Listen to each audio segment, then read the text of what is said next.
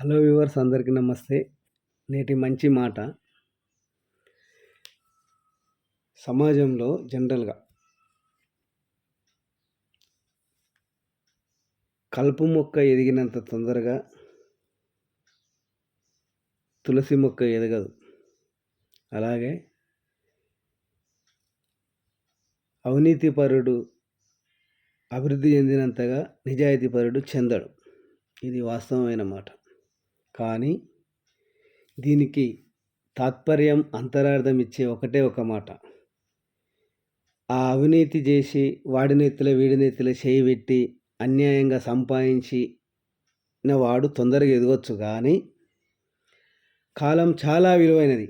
చక్రవడ్డీ, బారు వడ్డీతో సహా అతడు తప్పకుండా వాడు నడుచుకునే నిజ జీవితంలో తప్పకుండా చెల్లించాల్సిన పరిస్థితి కాలానికి తప్పకుండా చేస్తుంది.